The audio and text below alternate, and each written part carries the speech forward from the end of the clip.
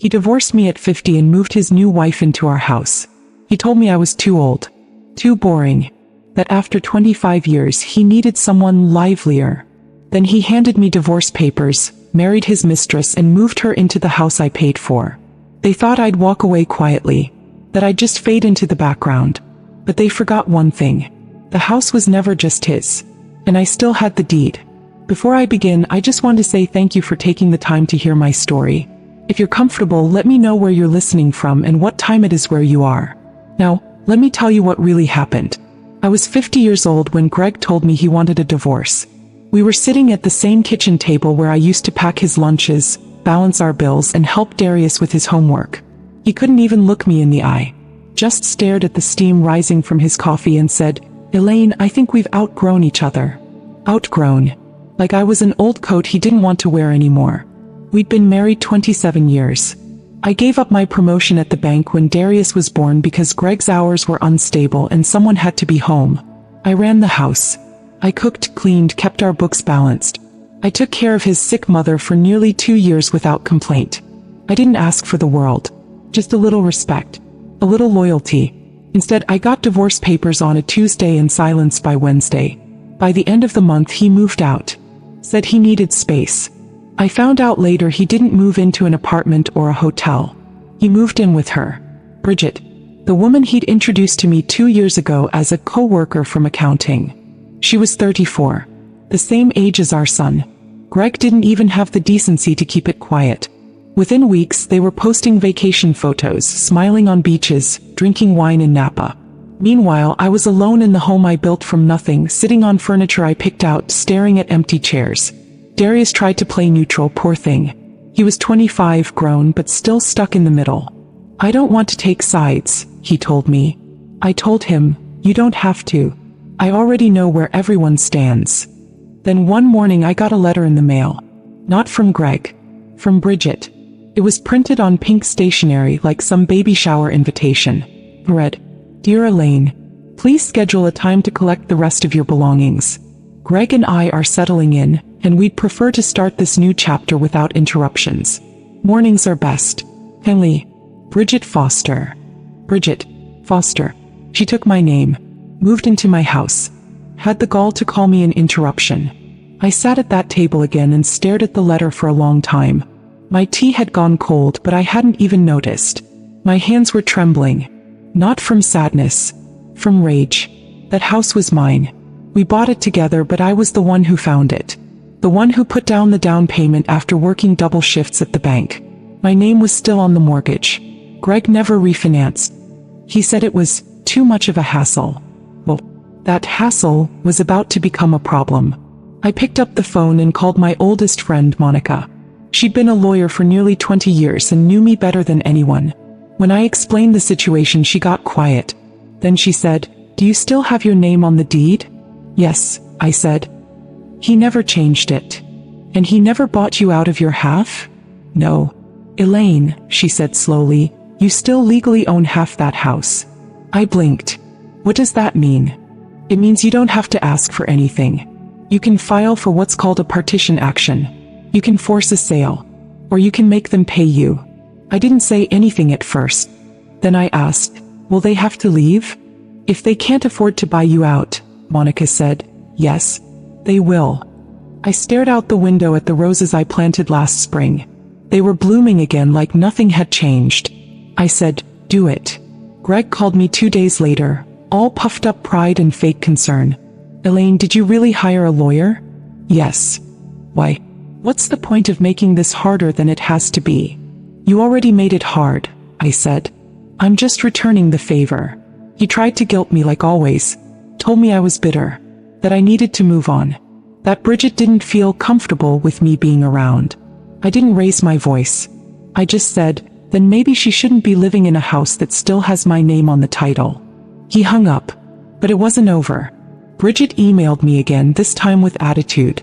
She said I was embarrassing myself and should let younger people be happy. She said Greg deserved a fresh start and I was holding on to a marriage that died years ago. I didn't respond. Instead, I called Monica again and said, "Let's turn up the heat." We filed the official court paperwork. The petition was clean, airtight, and unshakable. I wasn't making noise, I was making moves. Greg didn't see it coming, and neither did she. Monica told me to stay quiet. Let the court system speak for me. But when I pulled into the driveway that used to be mine and saw Bridget's white BMW parked in my spot, I had to take a moment to breathe. I wasn't there to start a scene. I was there to collect the last of my things like her little pink letter had suggested. Except I didn't knock. I used my key. The one Greg forgot I still had because he never bothered to change the locks. I opened the door and walked into my own living room. The couch was the same, but everything else felt off. The walls were now some pale beige that looked like a hotel lobby. My family photos were gone, replaced by framed quotes like, "Good vibes only," and "Love wins." It looked like Pinterest threw up all over my memories. I stepped into the kitchen. She'd rearranged everything. My spice rack was gone. The mason jar that once held my tea bags now held organic lollipops. I could feel something tightening in my chest. Not sadness, but a fire building in my gut. Bridget came downstairs in one of Greg's old t-shirts. She stopped cold when she saw me. "What are you doing here?" she asked. "I came to get my things," I said, holding up the email she sent me. "You're supposed to schedule a time," she snapped. "We have rules now. Boundaries." I walked past her, calm and slow. "Well, sweetheart, as long as my name's still on this house, I'll come and go as I please." Her face flushed. "Greg will hear about this." "Good," I said. He should have been the one to greet me. I packed quietly. A few boxes. Some books. A necklace from my mother. I didn't need to take much. I'd already decided I'd never live in this house again. Not because I couldn't, but because I wouldn't give them the satisfaction of thinking they pushed me out. Bridget followed me like a shadow, arms crossed, eyes rolling. She whispered under her breath, "Pathetic." I stopped cold. "Excuse me." She straightened her back like she was about to square up. "You couldn't hold on to your husband, so now you're playing petty games. You're jealous because he wanted someone better." I didn't raise my voice. I didn't flinch. I just said, "Better doesn't last. And I'm not playing games. I'm just claiming what's mine." Then I left. That night, Monica called to say the paperwork had gone through. The court had accepted the partition action. Greg and Bridget were officially being notified the next morning. "Do you want to deliver it yourself?" she asked. "No," I said. "Let the system slap them." The next day, Greg called me 4 times. I didn't pick up. He left one voicemail. "Elaine, what are you doing? This is insane. You're forcing us to sell the house? After everything I've done for you?" I laughed out loud. Everything he'd done for me? I was the one who sacrificed promotions, stayed through layoffs, cooked every meal, paid half the bills. I didn't walk out. He did. He tried calling again the next day, so I ignored him. On the 3rd day I picked up. "Elaine, we need to talk." "So talk. Why are you doing this?" "You mean forcing a sale of a house I still legally own? You know we can't afford to buy you out right now. Then maybe you should have thought about that before you moved her in." His tone changed, soft like the man I once knew. "Elaine, you don't need this kind of stress." "No," I said. "You don't. But you brought it on yourself." Then I hung up. 2 days later, Bridget called. Not texted, called.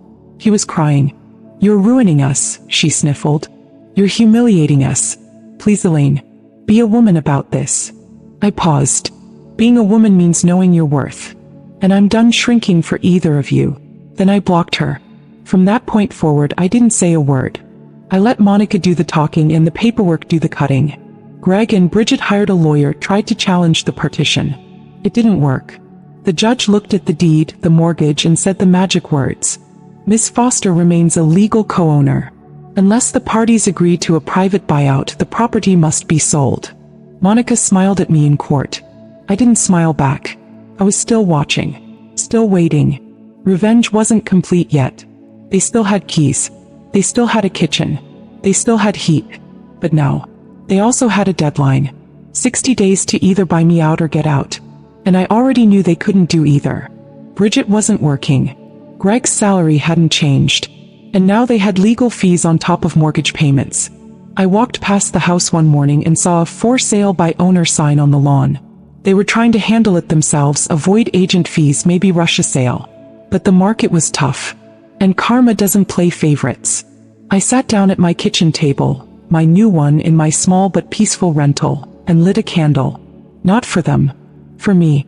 Because this wasn't about destruction. It was about restoration. And they were about to find out what it feels like to be erased from something you thought you owned. Bridget started posting vague quotes on Facebook. Some women don't know when to let go. Bitterness will rot your soul. The comments were passive-aggressive, full of staged selfies and filtered tears. But I wasn't looking for pity. I wasn't interested in what she called healing energy. This wasn't spiritual warfare. This was legal. By week 3, the for sale sign was gone from the yard, replaced with a clean, professionally printed, now listed placard. I recognized the name of the agent. Monica had made a few calls. We weren't letting them go cheap.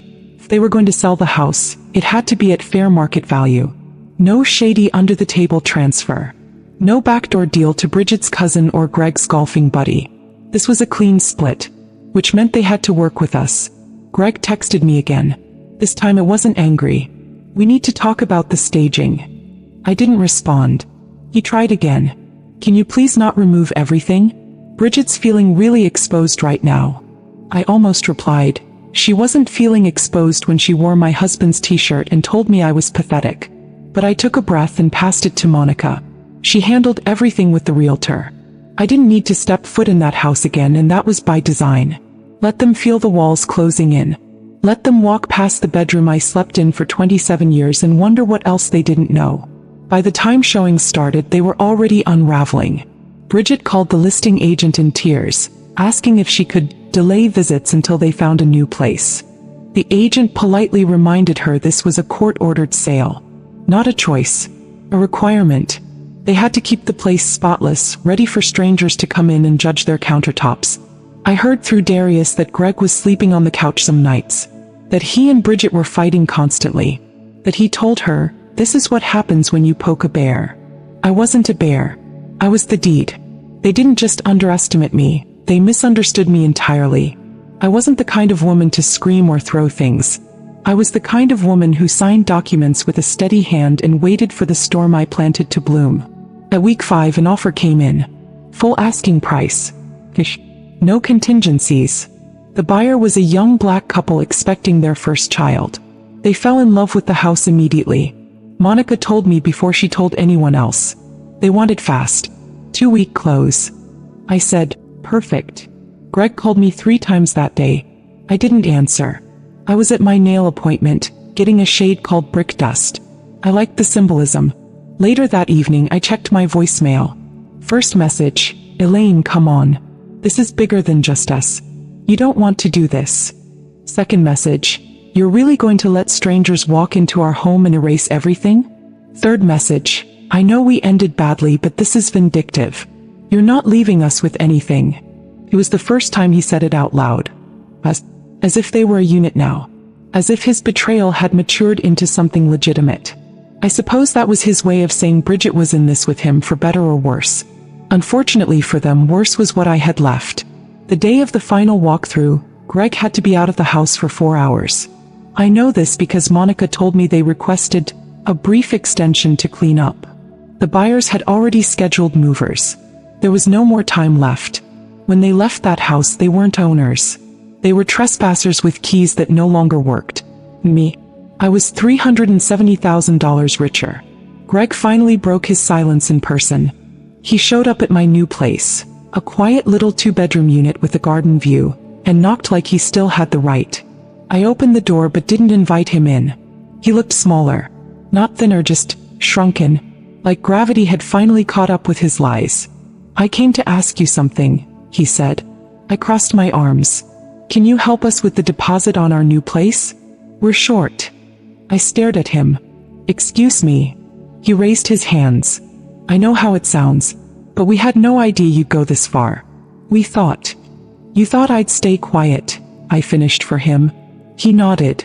You've never been the spiteful type. I'm not spiteful, I said.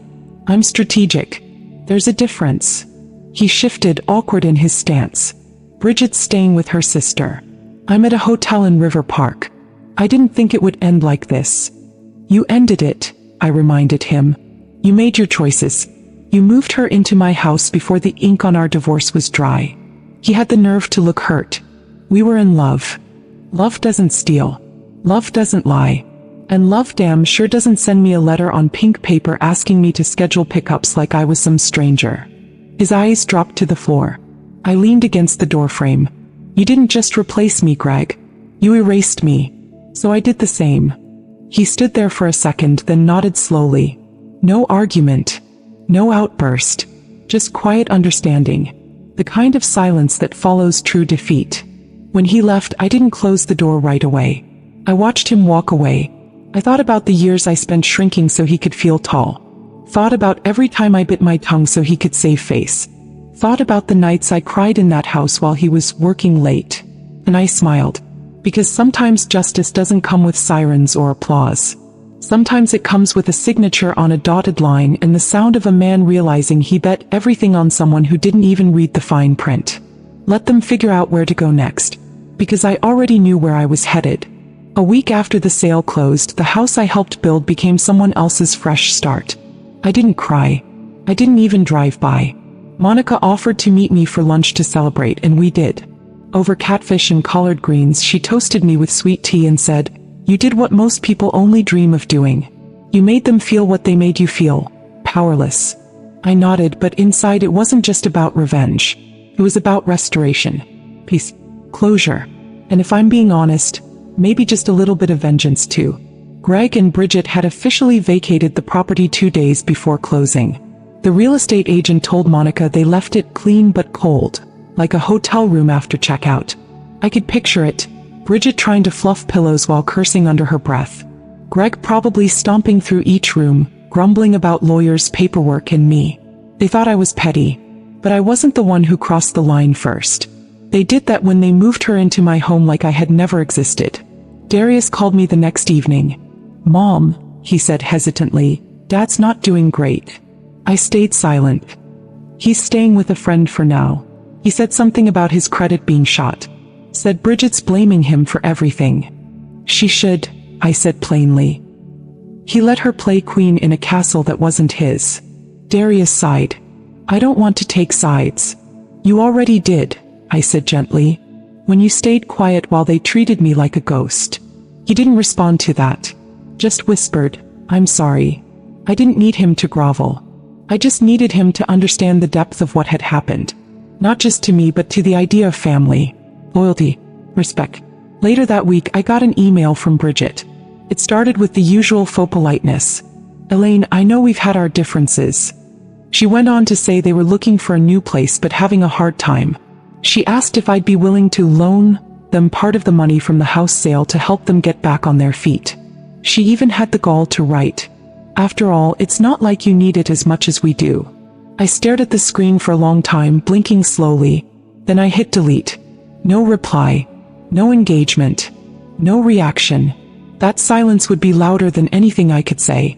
Monica told me they'd likely end up in a rental. A downgrade. Which is poetic, she added, because they treated you like a downgrade. I spent the next few weeks in something close to peace. I picked up a part-time job at the library, something to keep my mind active. The work was quiet, respectful, and surrounded by stories which felt fitting. I had my own small place now, nothing fancy, but it was mine. Fully mine. No shared deed. No waiting on approval. No second toothbrush in the bathroom. Just space, solitude, and healing. One afternoon while shelving books, a woman in her 40s approached me. She recognized me from church years ago. She said, "Elaine, I heard what happened. I just want to say, you handled that with grace." I thanked her, but she leaned in and whispered, "And power."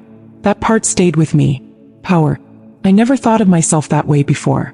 But I suppose it takes a certain kind of strength to lose everything and build something better in its place. Quietly. Intentionally. Without begging for permission or validation. A few days later I saw Greg again. Not by choice. I was picking up groceries when I noticed a man sitting on the bench outside the pharmacy. He looked tired. Hair unkempt. Shirt wrinkled. It took me a second to realize it was him. He saw me and stood quickly. "Elaine, hey." I nodded but didn't stop walking. He followed me to my car. "I'm not trying to fight," he said. "I just wanted to talk." I paused. Talk about what, Greg? He shifted on his feet. I didn't think you had it in you. I raised my brow. The court stuff, the house, everything. I leaned against my car door, arms crossed. You thought I was too weak to fight back. He rubbed his face. No. I thought you'd be too tired. That hit me deeper than I expected. Because he was right about one thing. I had been tired. Tired of being dismissed. Tired of being the background to someone else's spotlight. But then I realized, tired isn't the same as done. Well, I said softly, I guess you miscalculated. He chuckled, bitter and sad. Bridget left. I blinked. Already. She said I embarrassed her. That she gave up everything for a man who couldn't even keep a roof over her head. And she's wrong. I asked. He didn't answer. I stared at him for a moment, then opened my car door. Good luck, Greg. He reached out like he wanted to say more, but I was already sliding into the driver's seat. I didn't owe him another conversation. Not anymore. When I got home that evening, I opened the folder Monica had given me weeks ago. It had all the paperwork from the sale, the deed transfer, the final payout statement, and something extra, a handwritten note from Monica that said, "You didn't just cash out. You cashed in on your piece." I folded the note and tucked it into my drawer. And then I made myself a glass of wine, lit a candle, and turned on the radio. For the first time in years, I didn't feel like I was waiting for something, or mourning something, or holding on to something. I was just living. And the silence around me wasn't loneliness anymore. It was freedom. About 2 months after I saw Greg outside that pharmacy, I got a letter in the mail. No return address, but I recognized the handwriting right away. Slanted, rushed, and looped, just like the way Bridget signed her name on the pink stationery she used to send me that ridiculous message months ago. The one telling me to schedule a pickup. I opened the envelope with steady hands, already knowing it wouldn't be an apology. And I was right. Bridget wasn't the apologizing type. It was a guilt trip on paper. A whimper dressed up in passive aggression. One of those "you win but look what you've done" letters. She said I'd ruined 2 lives, and shattered a future, like I hadn't simply taken back what was already mine. Near the bottom she scribbled, "Hope it was worth it." I folded the letter neatly and slid it under the nearest coaster on my dining table. I didn't tear it up. I didn't burn it. I didn't even cuss under my breath. Because it was worth it. Every second of silence. Every signature on every page. Every tear I never let them see. Later that week, Darius invited me to dinner. He'd been trying to reconnect more lately. I could tell the fog had lifted for him. Maybe he was starting to see Greg and Bridget without the polish. I didn't hold his silence against him anymore. Not because it didn't hurt, but because holding it would only weigh me down longer. We met at a small restaurant near the marina. Nothing fancy, but cozy enough that it felt like home. He looked like the boy I used to read bedtime stories to, only now with a grown man's face and guilt in his eyes. After we ordered, he fidgeted with the edge of his napkin. "I want to say thank you," he said. "For what?" "For not letting him get away with it." I stared at him for a second, not because I was surprised, but because it felt so long overdue. "I didn't know how to stop him," he admitted. "But you did. You didn't just lose a husband. You lost your dignity in that marriage, and then you turned around and took it back. On your terms." I wanted to cry, but I didn't. I just took a deep breath and said, "I didn't do it to punish him, baby. I did it so I could breathe again. So the next woman like me doesn't feel like she has to disappear just because someone said she's not enough." He reached across the table and held my hand. "I've got a guest room," he said. "You can come stay with me anytime. We'll find you a new house, something better. Something that's yours and only yours." I smiled, but I shook my head. "I already have something better," I said. "Peace." A week later, I found myself walking into a women's seminar at the community center. Monica had signed me up as a speaker without asking. Typical Monica. "Just talk about your story," she said. "You'd be surprised how many women need to hear it." I didn't want to at first. I wasn't some polished keynote speaker. I was just a woman who'd survived humiliation and betrayal. But when I looked around that room at the tired eyes, the tightly folded arms, the weary smiles, I saw myself. Not the polished version, not the woman sitting there with clean paperwork and peace. No. I saw the Elaine who used to cry into her pillow when no one was watching. The Elaine who used to think staying silent was the same thing as staying strong. So I stood up, and I told them everything. Not just about Greg or Bridget or the lawsuit. I told them about the nights I spent eating dinner alone in the house I paid for. About the way people looked at me like I was the ex-wife who couldn't move on. About the way silence can become its own prison when no one listens anymore. And then I told them how I got free. Not through rage. Not through begging. Not through violence or drama. But through knowing the power of timing, the strength of strategy, and the value of a signature on the right piece of paper. When I finished, one woman hugged me with tears in her eyes and whispered, "You reminded me that it's not too late. It's never too late." That night I went home and pulled out a fresh journal. Not the one I'd used to write heartbreak letters to myself years ago. A brand new one. Untouched. And on the first page I wrote, "This is not a second chapter. This is a whole new book." The next morning Monica called with an update. The couple who bought my old home had fully moved in. They were a young black couple expecting their first child in the spring. They painted the back office into a nursery and turned my old garden into a vegetable patch. They said it finally feels like a home, she told me. That made me smile for the first time in days. That house deserved love. It deserved laughter again. It deserved warmth that wasn't forced. As for Greg, last I heard he was renting a condo in a strip mall complex, rooming with some guy who charged him for using the washer and dryer. Bridget?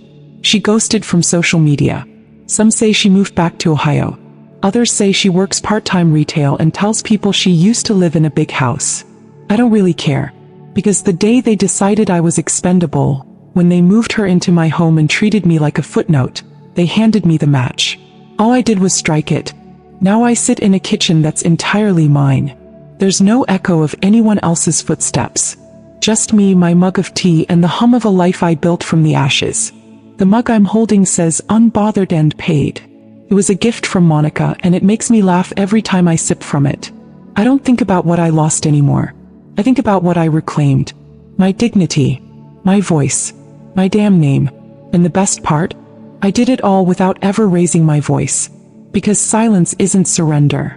Sometimes it's a warning. And sometimes, it's the beginning of war. Some people think the story ends once you've won. Once you've served the papers, closed the sale, and watched the people who disrespected you pack boxes and vanish. They think that's the finish line. Revenge complete, peace restored, curtain closed. But life keeps going. And sometimes the most powerful part of your story begins after everyone assumes you've faded. That was me. After Greg and Bridget disappeared from my life. One to a rental complex with thin walls, the other to obscurity in a town that didn't know her name, I didn't throw a party. I didn't strut around like a queen. I simply exhaled. It was the kind of breath you don't realize you've been holding until your lungs ache from relief. I took that money from the house sale, over $370,000 after fees and taxes, and I didn't splurge. I didn't buy a sports car or fly to Bali. I sat down with Monica and did what every woman who's been underestimated should do. I made a plan. We met with a financial planner. A black woman who walked in with natural curls, pearl earrings, and eyes sharper than a hawk's. She looked over my documents, asked the right questions, and said, "Let's make sure this money outlives the betrayal." I smiled. That's exactly what I wanted. I invested half. Bought a small but modern condo in my name only. No co-signers, no shared anything. Everything from the light switch to the mailbox belonged to me.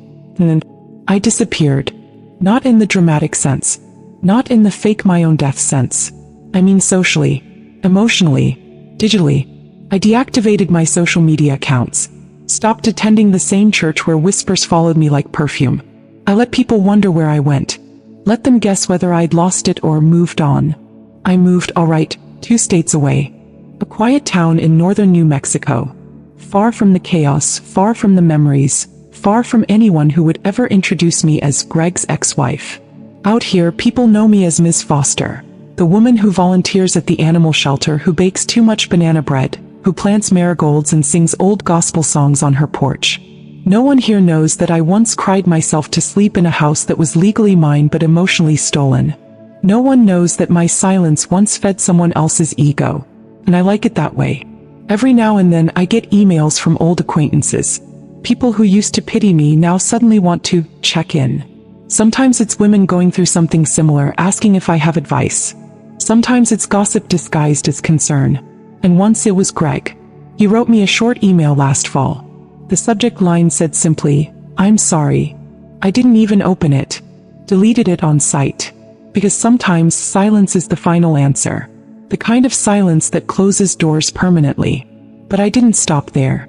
One day I sat on my patio looking over my new garden, and I realized I wasn't done planting.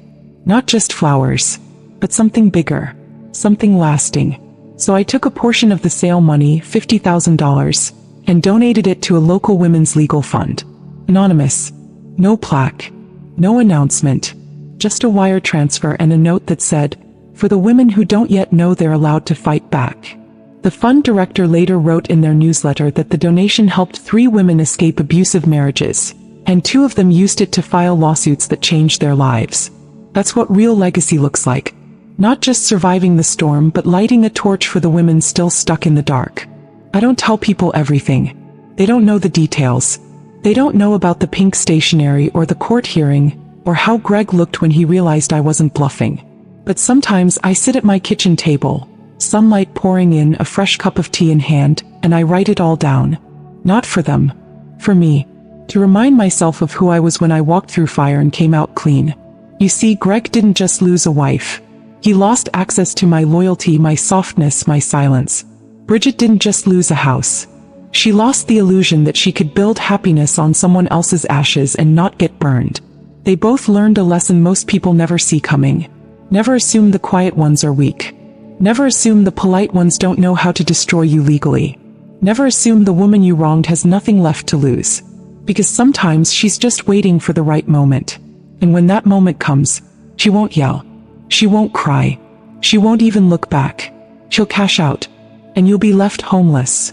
Not just without a roof, but without peace. So now when I sip from my mug that says, unbothered and paid, I do it slowly. Because I've earned every ounce of this peace. And I want it to last a lifetime. My name is Elaine Foster. I was divorced, discarded, and disrespected. And then I reminded them, legally, financially, spiritually, who they were dealing with. They bet against the wrong woman. No. I sleep well. I laugh often. And I never answer blocked calls. That's not revenge. That's recovery. And baby, it's beautiful.